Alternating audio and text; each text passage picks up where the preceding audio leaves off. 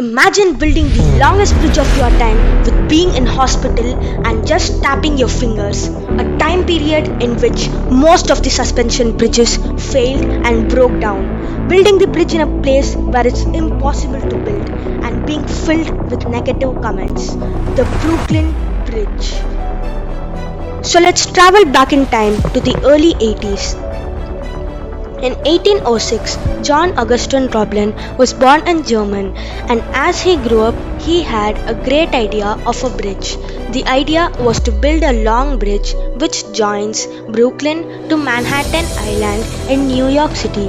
He studied industrial engineering in Berlin, and at the age of 25, he went to Western Pennsylvania, where he was not successful to make his living as a farmer, and his living was not that successful too. But then he later moved to the state capital in Harrisburg, where he found a job as a civil engineer. He promoted the use of wire cable and established a successful wire cable factory. Meanwhile, he earned a reputation as a great suspension bridges designer also, which in that time was not that successful because of strong winds or heavy loads, but were needed for the country. But Roblin addressed these problems by combining structural elements from previous bridge designs.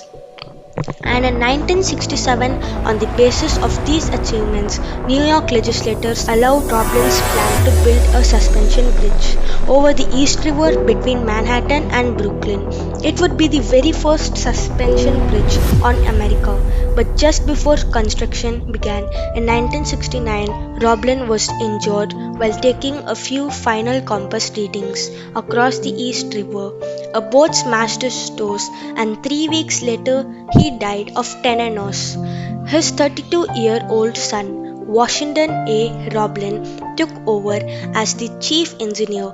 Roblin had worked with his son on several bridges, and he has helped in the design of Brooklyn Bridge also. Everything was going fine until Roblin's son Washington got a paralysis attack and could only see, hear, and move his fingers. The workers of Brooklyn Bridge also did not know how to build it because they were only following the instructions of Washington Roblin, and the whole construction work was stopped. A few days later, spent on hospital, Washington made a whole new mode of communication with his wife Emily, and Emily also understood it. And because of this, Washington got a lot of motivation and said to start the work of Brooklyn Bridge again. He tapped his finger with his communication, and his wife decoded it and said it to all the workers of the bridge. And this process did not take months but years. Not 1 year or 2 years, but 13 years. Just by tapping and decoding for 13 years, this Brooklyn Bridge was built. And finally, the work of the Brooklyn Bridge was completed and opened in 24 May 1883. And now this bridge is very important bridge in the New York, and it has been so much popular. But how was it built? The vision of the building is the main reason.